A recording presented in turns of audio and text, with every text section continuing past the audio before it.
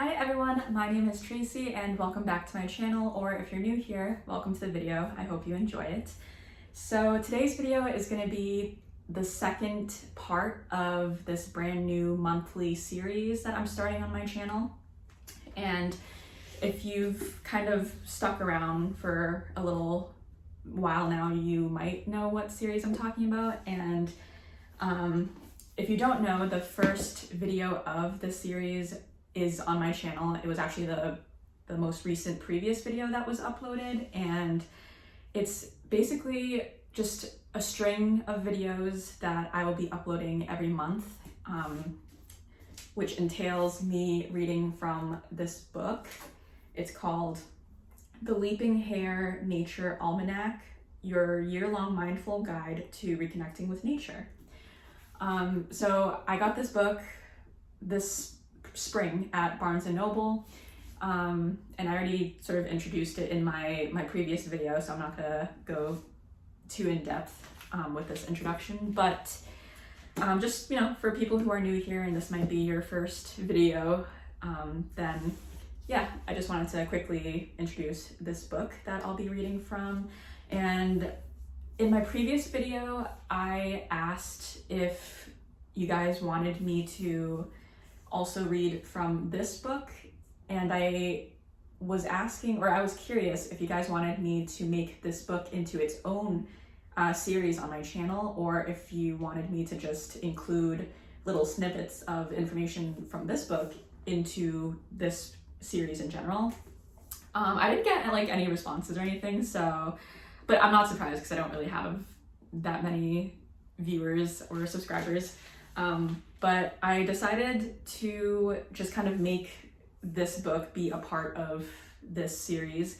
So, and this book is called The Complete Healing and Natural Remedies, or it's just called Complete Healing and Natural Remedies, a holistic approach to mental health and healing, natural remedies, foods, lifestyle strategies, and therapies. So, I will therefore be reading from both of these books in this monthly YouTube series, but I'm trying to be good, and I'm getting a jump start on June's video, so this will be June's video since I uploaded the May video very late in the month. So I had filmed the May video mid-month, and then it took a little bit of time to edit and make the thumbnail, and then it took a while to upload. So that video came out very late. It came out sort of very late May, but now it's currently May 28th, so it is late May now, and I'm getting a jump start on June's video, and that's why I'm filming this one for you guys early so that I can upload it this Sunday, which will be June 1st, so I can be on time. Hopefully I can keep up with the series and be on time every single month by uploading on the first day of the month, but I mean, I'm only human, and I might miss the deadlines, so as long as I try to get these videos uploaded during the first week of the month, then I'll be happy. But yeah, for those of you who don't know, because I've been kind of rambling, this monthly series is mostly just me using information from these books and kind of giving you guys advice on little habits and rituals that you can include in your life to sort of slow down and reconnect with the earth and Mother Nature. I feel like modern society doesn't allow us to really slow down, and I feel like hustle culture and just burnout is so prevalent in modern day society. I know I've been dealing with severe burnout for the last few years now, for the last 2 years, and it's been significantly contributing to my mental health problems and stuff like that. So that's why I wanted to start this YouTube channel, to sort of share my story, share tips on how to live a slower and more peaceful life, and kind of I just wanted to have a community or like an outlet for myself to just, hop on camera and record my thoughts and my emotions, and sort of, me transitioning out of my survival or fight or flight mentality and sort of going into a new not phase, but like a new stage in life of trying to cultivate more inner peace and trying to reconnect more with nature and the earth, and just cultivating more meaningful relationships and connections. But anyways, I'm kind of getting off topic here, but basically this video series is just me uploading a video every month, sort of giving you guys nature-centric rituals and ideas that you can cultivate in your own lives as well, if that's what you're interested in. But anyways,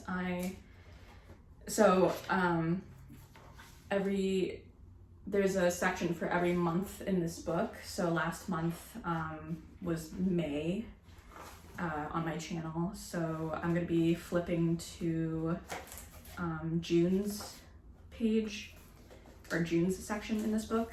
So June is basically the start of summer. So this book has beautiful illustrations right there. I feel like I love late spring / early summer. Like the transition between late spring and early summer is like such a happy sweet spot for me, and that's why May has just always been my favorite month of the year. Although this May has been kind of meh because we've had a lot of cold, rainy, gloomy days. We've had some really nice days as well, so it's not too bad. Like today is very, very beautiful. It's like 75 degrees and it's completely sunny, which is really nice, but we've had a lot of really cold, dreary days. But yeah, I'm really excited for June though. I love the start of summer, and summer has always been my favorite season ever.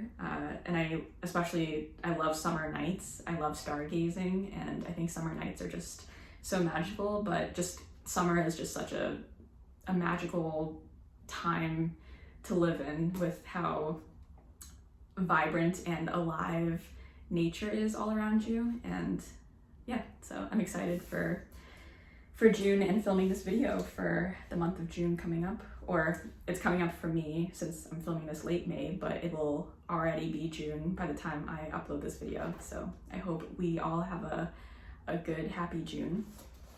But this is June section. So this is the beautiful illustrations. It's so pretty. So I'm going to be reading the little snippet for June, and it says, June, time to be you. Wild camping and picnics mean mindful times with the people that help us bloom. So I guess June will be a time to go out and go camping and go on little trips and stuff with loved ones. Okay, so this is sort of like the first illustration for this section called Urban Foraging. As we grow older, as we get busier and more stressed out, we acquire deftness to our physicality, but we miss out on so many experiences of touch, experiences that can inform us about the shape of our environment. It is crucial for our well-being, however, to try to retain that sense of wonder through sensory activities, and especially so in our urban surroundings, where we often simply trying to get through a to-do list as efficiently as we can. When we tune into our senses, we see that feeling joy in a place isn't always just an intellectual pursuit, but one in which the hands can make contact with the city itself, its shape, texture, how warm or cool it is, how soft or hard. The appeal of foraging is down to the repetitive rhythmic action of picking from plants. It holds a hypnotic quality that allows the physical act to fill the moment. It is a time when your hands seem to lead your head for a change, so that the only thought swimming through your mind is respect for and curiosity about the complex chemistry that created the squidgy auburn berry pinched between your fingers. Not all cities are so well stocked in edible plants, but we can turn our hands to plenty of other pursuits that offer that same tangible connection to the urban environment, where the pleasure of a thing is registered by the fingers before the brain. Botanic gardens and public parks are the obvious candidates, but fountains, sculptures, and old brickwork can also offer us sensory pleasure. Running one's hand through a lively jet of water as it sparkles in the sunlight is a playful, childlike pleasure, and moreover, this action of reaching out is instinctive to us to perform, bringing a simple enjoyment that can also ground us. So I like that this book kind of gives tips for people who live in like big cities and very urban communities and environments. So you don't have to be living in a cottage or a cabin out in the middle of nowhere in the woods. And I think that's what makes this book and the information that I'm reading to you in these videos so accessible to everyone. I'm kind of lucky, well, I'm very lucky and I'm very grateful for the environment that I live in, because even though I do live in a pretty condensed urban small city / town area, I do have a lot of nature parks and trails all around me, and it's not really like a big city or anything, so I feel like I get sort of the best of both worlds of having access to everything around me, and it's so convenient.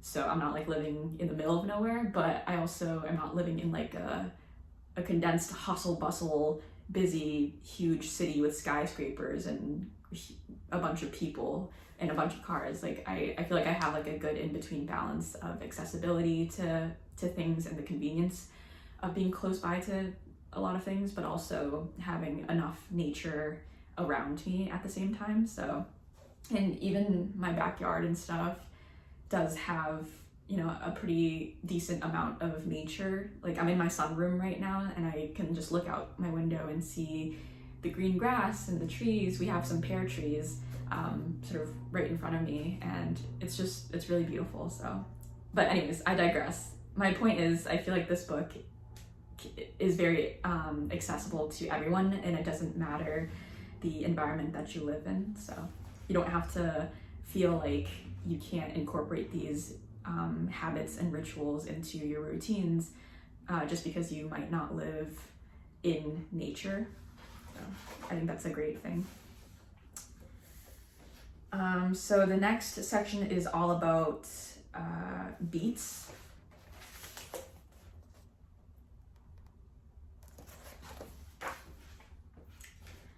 Okay, so growing beets. Beets are a versatile crop and relatively easy to grow. You can grow them well in the ground or in a container and harvest them small or large. If you choose the right cultivar, they can withstand some frost too. So some planting tips. Each visible beet seed actually contains 2 or 3 inner seeds, so sow thinner to take account of this. Cultivation. Choose a sunny site and provide plenty of water early on when the roots start to swell about 8 weeks after sowing. In hot conditions, they tend to go to seed or bolt. Regular but not excessive watering helps to prevent this. Weed control. Beet crops are reasonably tolerant of weeds, but it is important to do at least one hand weed at the seedling stage. After that, using a hoe is the quickest way, but be careful to avoid damaging the roots. So another tip, space in containers is precious. So what you can do is sow thickly and then harvest the majority as baby salad greens or baby beets, leaving a few of the strongest seedlings to grow into mature beets.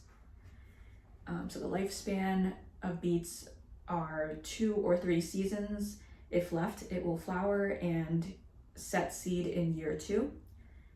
Plant can be sown anytime from spring to early autumn. Grow in its fertile, well-drained soil.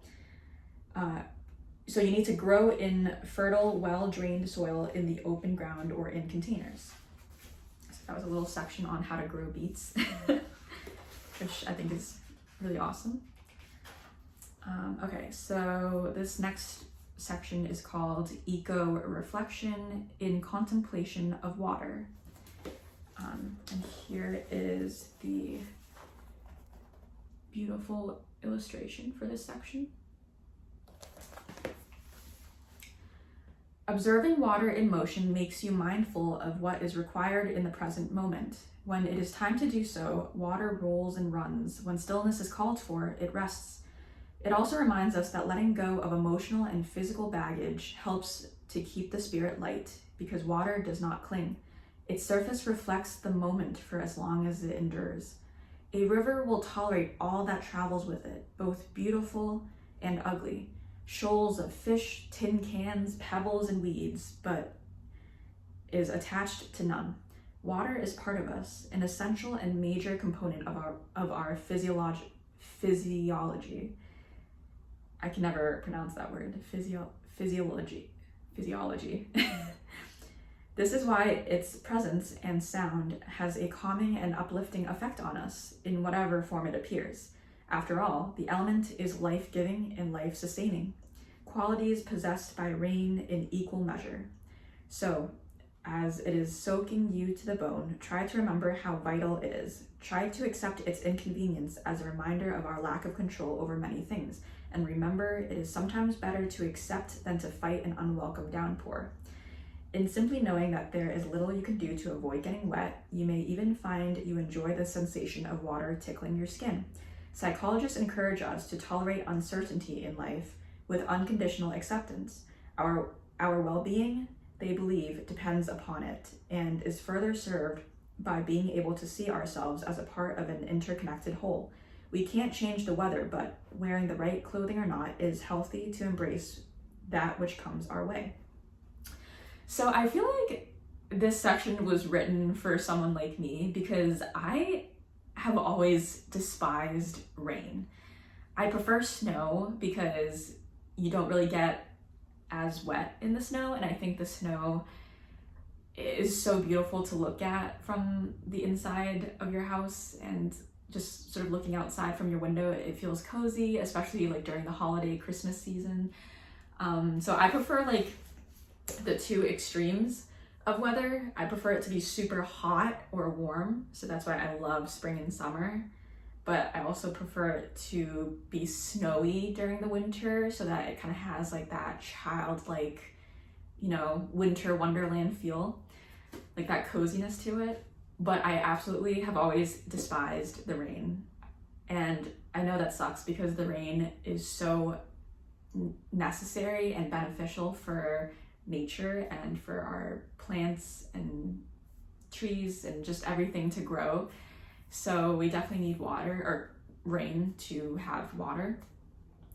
But yeah, I feel like whenever it's a rainy day, I feel like my seasonal depression just kicks in, and I just don't seem to enjoy myself as much on cloudy, gloomy days or rainy days. But I need to always remind myself to refer back to this passage to remember that it's healthy to accept things as they come and go, and I can't control the weather, so instead of complaining about it or feeling down about it, I can acknowledge my feelings, but I should healthily move on and accept it and, try to enjoy it for what it is. I can try to make rainy days more cozy, like snuggling under a blanket with some tea or coffee and watching like a comfort show or a movie, and just trying to make the most out of it. So if you're like me and you have really bad seasonal depression, or you just hate like dreary, cloudy, rainy days, then I feel like this book is really great for you, especially this section that I just read. Let me see how much, okay, so not too much left. Okay, so the next part is learning how to grow tomatoes, which I think is very helpful because tomatoes, it's so good. I love eating tomatoes. I know tomatoes is very hit or miss for some people. Like some people love it, some people hate it. Like my partner hates it, but I love it. I grew up hating it, but then I just kind of grew out of that and started loving tomatoes. But anyways, There's really no reason not to grow tomatoes. With the right choice of variety, they will taste vastly superior to those you buy in shops. They are relatively easy to grow, although feeding and watering is important. So here's some planting tips. You can sow the seeds in flats or flower pots and then transplant the stronger seedlings into individual flower pots to continue growing. You can also transplant them into a larger flower pot before planting into their final space in the ground. They will root from the stem, so plant them a little deeper to allow for a larger root area. Cultivation. Tomatoes need rich soil, but if your soil is not there yet, you can supplement with a natural liquid fertilizer high in potassium and phosphorus. Water with a solution of this once the flowers start to form. Avoid high nitrogen fertilizers because they will make the growth sappy, lush, and susceptible to disease and pest attack. Regular but not excessive watering is essential if you want to avoid split fruit. Stop watering in autumn to help prevent fungal diseases as the weather gets cooler and damper. Remove the lower leaves as they start to discolor. This allows for the plant to put all its energy into the younger, productive growth and the developing fruit.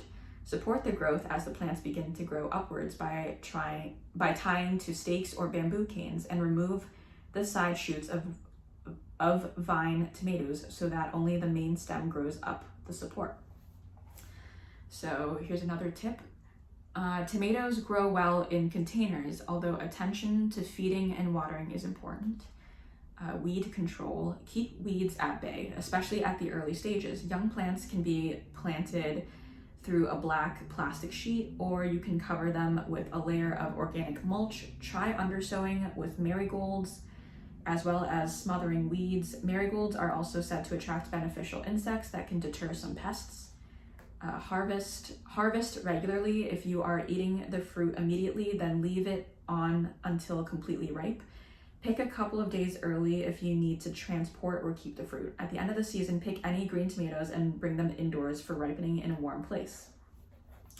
So the tomato's lifespan is 3 seasons. Plant. Sow indoors at 15 to 30 degrees Celsius, which is 59 to 86 degrees Fahrenheit, 6 to 8 weeks before last expected frost date. Grow in most well-drained, fertile soil is suitable. In cool climates, they do better in a protected tunnel or greenhouse. So that's very educational. This next section is called Caring for Your Crops. This is what it looks like. I love that each page of this book is illustrated. It's so pretty. And it makes it more intriguing to read through. Mature plants will need a bit of TLC, pruning, clipping, and weeding where necessary, regular watering and feeding. And some taller plants may need staking if winds are high, or climbers may need tying in as they grow up their poles and trellises. Trimmed and damaged parts of a plant can be composted, and diseased parts can be burned and used as a potash around your fruit trees to give them an extra potassium boost. Feeding. The theory behind companion planting. Companion planting was something that I had read in May's video. It was in May's section of this book, and it basically means planting 2 plants at the same time, or 2 crops at the same time, because one plant can benefit the other. I feel like I'm doing a horrible job at explaining, but basically if you plant one plant with another focal plant, then this other plant can help deter pests that try to eat at your main focal plant, or they might invite positive insects that could also deter more pests, so that your main plant doesn't get eaten and stuff like that. So that's basically what the theory behind companion planting. But the theory behind companion planting suggests that The necessary feeding of your plants may be reduced as you will be partnering your crops with companions that feed the soil. But it is best to back this up by using your homemade green manures and animal manures, and in these you will find the 3 main nutrients most plants need to stay vigorous: nitrogen, phosphorus, and potassium. Protection. A companion garden still needs a little help with big pest prevention, such as rabbits, cats, and birds, and protection from the elements, and it can be fun making things for this out of recycled unwanted items. Seedlings and plantlets need protection from being eaten or trampled on to help them establish into strong worldly plants. This can be done by simply building a frame to fit the space and securing netting or a horticultural fleece cloche. I don't know what that sentence means. So long as whatever you use allows water and light in but keeps pests out, you're on to a winner. Frames can be made with wood or bendy polypipe. Do make sure you bury the edges of the fleece or net to prevent hungry pests from climbing under. Scaring birds. We've come a long way from the humble scarecrow, and now he has many bird scaring accomplices in the garden. These days, there is a multitude of innovative eco-bird scaring designs, and most of them involve the use of bamboo canes, something colorful and sparkly, and string. Simply drive some bamboo canes into the ground around your crops and tie colorful fabric or CDs and shells, or even cutlery and old gardening hand tools, and when the wind carries them in a gust, the birds will soon flee.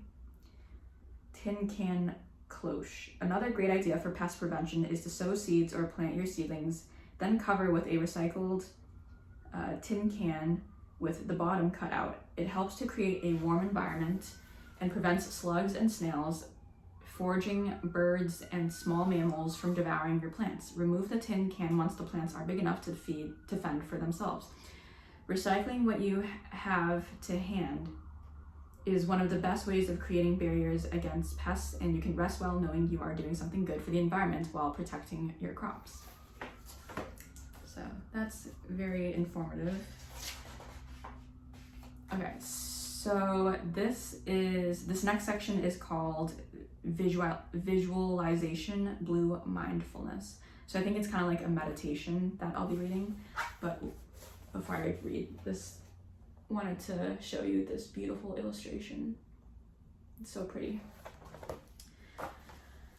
So, contrary to the aim of mindfulness as inner contemplation, blue mindfulness is an emptying out of oneself to achieve identification with the ocean. It is a mindfulness that mirrors the ocean's expressions of ever-changing surface, turbulence, and deep unseen currents. These expressions can be compared to the twin capacities of vigilant and paradoxical attention. You wait patiently for a wave like a seabird ready to penetrate the oily skin of the sea.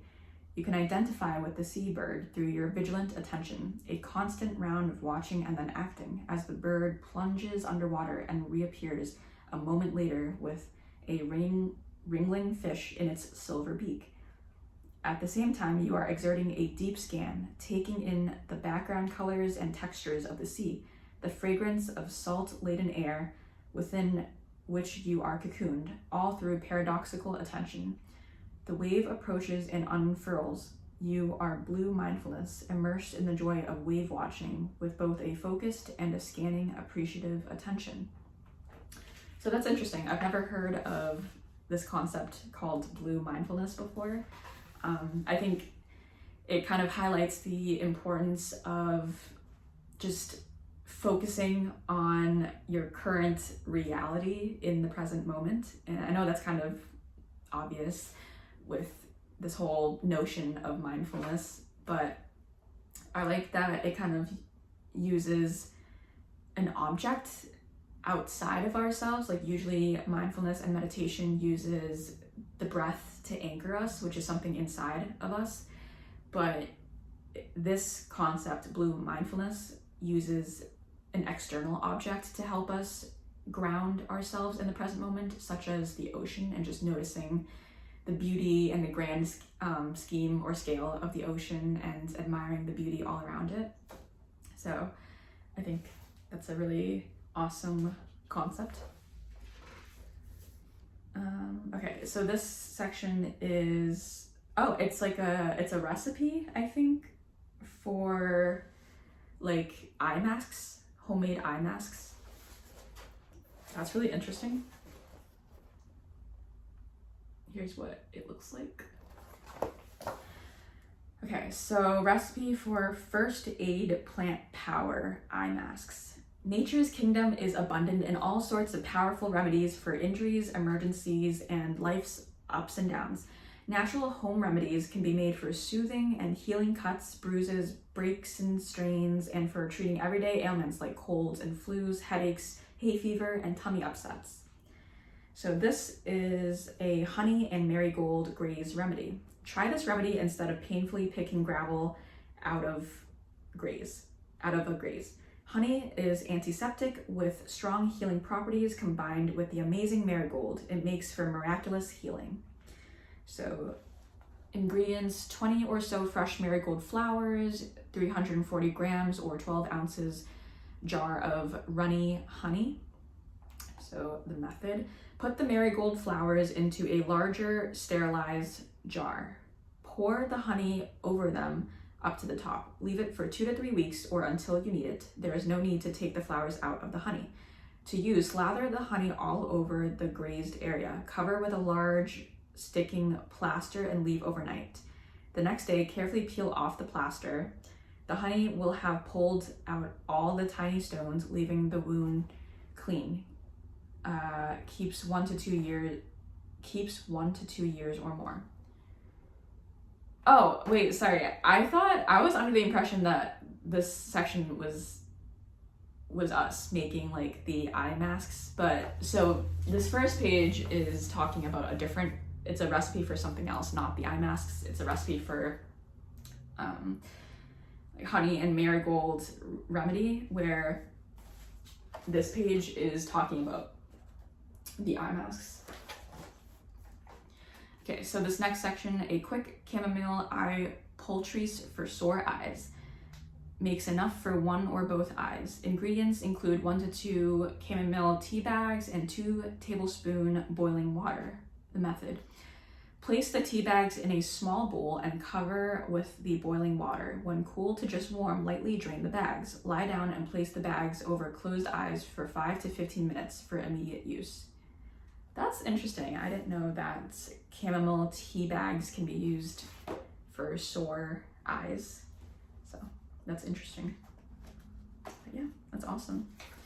Very educational. I love how this book is so educational. Let's see how many pages we have left.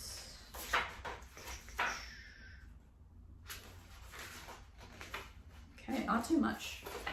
Okay, so this next section is called Well-Being, Finding Your Place. And this is probably my favorite illustration in this section so far, in the June section of the book. Let me show you. It's so pretty. It's so beautiful. It feels so like summery just looking at it, like going camping and just playing outside when you were kids, like on a family camping trip or something. So it reads: nature can be profoundly life-affirming, enhancing our creativity and freedom. It also has its dangerous, destructive side. Every parent knows we need to provide careful guidance to ensure our child stays as safe as possible in nature and doesn't stray too close to a rocky ledge, swim too far out to sea, or put their hand too close to a campfire. Parents need to balance the roles of risk taker and caretaker, walking the fine line between expanding borders and encouraging adventure, whilst setting safe boundaries so our children learn to respect nature.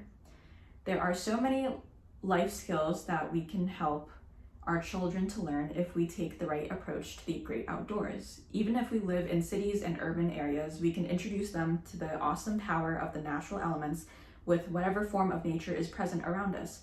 No matter where we are, there's always at least 1 or 2 of these elements present, and they have different qualities to explore and enjoy wholeheartedly. Think about what natural scenes you have the best access to. Maybe you have city parks, or perhaps there are rivers, woods, forests, or hills, or mountains with caves to explore together nearby, or if you go on holiday. Finding enjoyable ways of being in nature is a way of being mindful together and will create memories that become a lifelong gift. When our awareness is absorbed by our contact with the world, we feel fully alive in body and mind and in direct contact with life itself. So it's a little tip for the parents out there. I'm not a parent myself, but nonetheless, that is still very helpful. And I think we are coming towards, the last two sections of June's section. So this next part is all about stargazing, and it's called Observing the Rhythm of the Skies. And I absolutely adore stargazing and moon gazing. I have been a huge space nerd my whole life. Ever since I first learned about astronomy back in the 4th grade, I've always been so intrigued by just the universe and astronomy and astrophysics and all things in that realm. I think I already mentioned my love of space in the previous video that I made for May, but yeah, this is probably my favorite section of each month in this book. I think there's always going to be like a stargazing section for each month. So I think that's awesome for space lovers out there like me. I'm just going to show you the illustrations on these 2 pages. It's so pretty. I love that. It's so magical looking. Okay, so day by day, the rising time of each star shifts ever so slightly, as does the time of the sunrise and sunset. That shift is very precise, so much so that we have to add a leap second to our clocks every few years. The sun and moon follow their own rhythms, and rarer events such as meteor showers and eclipses add a certain syncopation to the heavenly beat. Observation of the sky was first undertaken as a way of recording its rhythms and cycles in order to create a calendar. In ancient times, astronomers were priests, and astronomical calculations were often previously guarded secrets. In ancient China, the main responsibility of political power was to keep the earth in harmony with the sky. This so-called mandate of heaven was meant that astronomers had to influence. I'm reading this wrong. This so-called mandate of heaven meant that astronomers had influence over daily life as well as major political strategies. In ancient Greece, a solar eclipse around the year 600 BCE was predicted by the philosopher Thales and was interpreted as an omen. It interrupted a battle between the Medes and the Lydians and brought it to a truce. In many cultures, being able to predict astronomical events meant power. The Atharva Veda, a collection of hymns written in India around 1500 BCE, was one of the earliest texts that described rituals based on astronomical knowledge. That's very interesting. Texts like this gave the rulers power to know exactly the right day to perform the right ritual to the right god to ensure they achieved their goal, whether that was winning a battle, fathering a son, or making sure enough rain fell to water the crops. So that's a little history behind humanity's constant fascination with space and the universe and stargazing and all things of that sort of nature. So the next page says, in tune with nature and ourselves. For eons and eons, humans and animals have lived by the cycles of nature. Our bodies have evolved to be incredibly well tuned into them. How do migrating birds such as swallows know to leave Africa and return to Northern Europe in spring? How do they navigate? They do it because they are in tune with and sensitive to the world around them. These days, we humans have found ways of disconnecting from almost every one of these natural cycles. But what price do we pay for losing touch with the world's natural rhythms? A keen stargazer is always in touch with the astronomical cycles. Observing the rhythms of the sky helps reconnect us to those of the whole natural world, and being aware of these helps us to notice our own personal rhythms too. Some people have a lower mood in the winter when the sun is elusive, whilst others find their low moods find their low mood always comes out on a Monday morning. Some people believe their behavior or events in their lives are linked to the location of the sun in particular constellations. Let me read that again. Some people believe their behavior or events in their lives are linked to the location of the sun in particular constellations. The Buddha taught us that all things change. If we can bring attention to our inner rhythms with an attitude of non-judgment and acceptance, we can flow along with the outer rhythms of Earth and the stars more gracefully and sensitively. So that's really interesting. I liked that. I actually am Buddhist. I grew up in a Buddhist household, although I'm not very religious myself, and neither is my family, but technically it's a huge part of Vietnamese culture to grow up in a Buddhist household. So that's just kind of like a little fun fact about me. And finally, we've made it to the last section of June's section of this book. And this section is called Well-Being, the Power of Nature.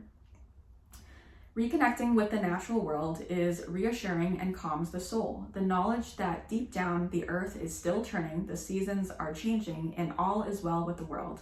This provides security and helps to put into perspective our own often mirror aggravations and inconveniences that grow to dominate our lives.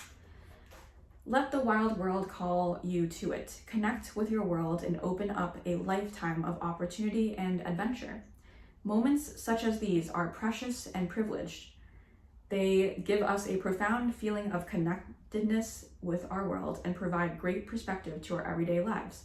The power and immensity of the nature that we encounter reminds us of our insignificance in the grander scheme of things, and our humility and wonder at the world reminds us of the responsibility we have to our wild places and the value they have for our future health and prosperity. So this is the final illustration for June. That's so pretty. I love that. And that is it. So that was June's section of this book. I hope you were able to take a lot away from it as much as I did. Next up, I'm just gonna quickly skim a little bit from this book, and I'm probably just gonna start off by reading the main introduction for this book, because this video is already getting a little too long. So if you don't remember, this book is all about sort of natural remedies for it's like a holistic health and wellness book. So the introduction says, what is mental wellness? There are many facets to our mental wellness. It is very clear that being mentally healthy is more than just the absence of feelings such as sadness, worry, or insecurity. And it is also about more than just being happy. Mental wellness is about our ability to cope with both good and bad times, to realize our own potential, to engage with and feel connected to others, and to make our own unique contribution to the world. So some developing strategies. The topic of mental health has in recent years become more prominent in the global health agenda, and much of the stigma and embarrassment that people once felt talking about difficult feelings and experiences has begun to disappear. We recognize that for each of us, there will be times when we feel overwhelmed, times when we need to make self-care a priority, and moments when we need to seek out a little extra help. Good mental health is largely expressed through our behavior, resilience, and how we respond to life's challenges. Our ability to make healthy choices, not just about everyday things such as food and exercise, but also about our relationships and work, how we spend our leisure time, and how we manage stress, displays mental wellness. Healthy choices can also mean sometimes saying no to people or things that have a negative impact on our lives. So the next couple of passages are just little tips and advice. Setting realistic goals and boundaries that help us feel fulfilled, gives us a sense of purpose, and lets us reach our potential. These includes being fair to ourselves, judging our appearances and lives by normal standards rather than distorted media ones, being realistic about expectations and not punishing ourselves when a goal is not reached. How we cope with change reflects our mental health. Change is a part of life. Some changes we plan for and navigate with ease, others take us by surprise. In today's rapidly changing world, our perceptions of ourselves and each other and of what we hope for in the future are subject to constant review. Mental wellness helps us to work through challenges and maintain a sense of stability alongside the ups and downs that come with change. Our self-confidence and self-esteem can be a measure of mental wellness. In difficult times, the ability to care for ourselves and believe we are worthy of care is demonstrated in small actions such as eating nourishing food, getting enough sleep, and finding joy in day-to-day routines. Self-care nurtures our self-esteem and the feeling that we have a right to be a part of things that help us to forge a successful path in life. How well we make use of our resources is important for mental wellness. Being mentally well means being resilient and cultivating external and internal resources to draw on when needed. Both conventional and complementary medicines have a great deal to offer in supporting mental wellness. For most people with mild, moderate, or occasional symptoms of poor mental health, a self-help regimen or consulting a complementary practitioner for support may be sufficient to regain equilibrium. Recognizing when we need additional professional and medical help with, for example, depression, anxiety, phobias, or compulsions, and learning to ask for that help is also a key aspect of mental wellness. The bigger picture, mental health cannot be separated from physical and spiritual health. These three aspects of our lives are dynamic and constantly interacting. On days when we feel spiritually low, physical exercise may provide a lift. On days when we feel mentally low, spiritual practice, whether through mindfulness, spending time in nature, or engaging in prayer, can be uplifting. Viewing our mental wellness in this holistic way can help us to find the resources to cope with changes and challenges. Our mental well-being requires balance and the ability to recognize when we need extra help. Being realistic about our goals and boundaries can give us a sense of purpose and help us to reach our potential and feel fulfilled. So that was just a little introduction for this book. Again, I'm not going to be reading too much information from this book, as it's kind of just going to be a little extra supplementary resource or information that I'm going to be incorporating in these monthly video series, but I'm going to mainly be focused on reading from this book, the Nature Almanac book, for every month, each of the months in the year. So stay tuned for more videos in this series. I apologize for talking so fast. The video is getting very long, so I want to end it. But anyways, thank you so much for everyone. For those of you who stayed till the end, I really appreciate it. I sincerely hope that you enjoy these videos, and I am hoping to create videos of other topics as well, since I'm kind of uploading these videos back to back. I uploaded my last recent video was May's video in the series, and then now I'm going to be uploading June's video. And I want to create more video topics as well outside of this series that I'm creating. So stay tuned for more variety of video topics. I have a bunch of ideas that I want to create videos on. So yeah, get excited. I know I am, and thank you again so much for watching. And I hope everyone has a great summer coming up, which is very exciting. So anyways, I hope you enjoy the rest of your day or night or week whenever you're watching this. And yeah, thank you so much. Bye.